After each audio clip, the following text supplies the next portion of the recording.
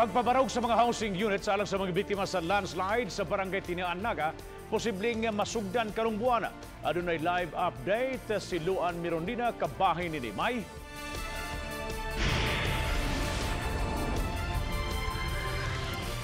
Niya kita karon mahimutang sa sitio Tapon, Barangay Tinaan, Dakbayan sa Naga, ang giilang relocation site alang sa mga nabiktima sa landslide. Kung inyo makita din sa akong likod, Bob, medyo hinay-hinaya na paghawa no ang kinidinhing dapita kaganiha may naabdan ta nga mga kawani sa City Hall nga nagpahigayon og backfilling dinhing dapita tungod kay dinhi unya ipabarog ang mga housing units sa mga biktima sa landslide kana kun mahatagan og clearance base sa assessment sa DNR nga kining dapita luwas nga dapit alang ilang kapuy-an. Nangabot kaganihang buntag dinhi sa Dakbayan sa Naga ang kadagkuan sa Housing and Urban Development Coordinating Council kun HUDCC ug National Housing Authority kun NHA aron makikinabi kang Naga City Mayor Christine Vanessa Chong. Gusto usab nilang masusi ang dapit nga posibleng relocation site nga naglakip nila ni retired General Eduardo Del Rosario sa Housing and Urban Development Coordinating Council ug NHA General Manager Marcelino Escalada. Misaad si NHA General Manager Marcelino Escalada nga 320 ka mga housing units nga may sukod nga tag 28 square meters ang ilang pabarugon sa relocation site sa Barangay Tinaan. At pagka nakakuha na tayo ng clearance from DNR na safe yung site kung saan gagawin, in a week's time mag-start na yung site development and construction. So the design, the dimensions, amo na ginaistoryan sa technical team nato. And hopefully, kung acceptable siya sa LGU, ato nang i-implement.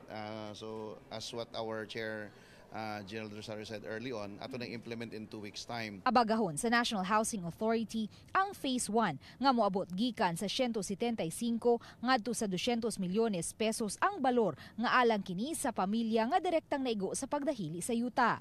Pabarugon ang ilang mga Pinoy-anan sulod sa 2 ka ektaryang luna nga iya sa Dakbayan sa Naga. So ang dimension is an improved dimension. So dili na tong 22 nga studio type. This will be 28 with 1 partition.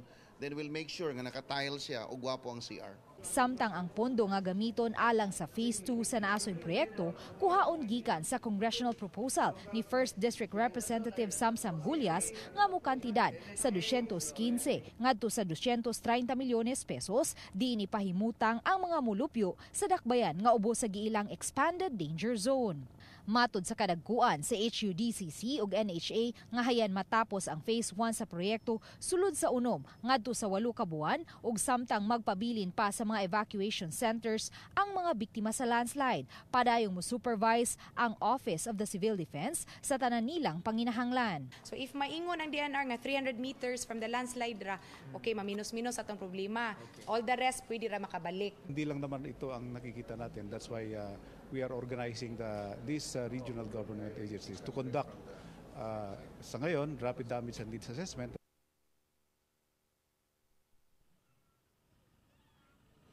Bob, gitataw sa kadagkuan sa HUDCC ug sa NHA nga may bayranan gihapon nga minimal ang katong mga beneficiaries ni ining housing unit unya nga pabarugon.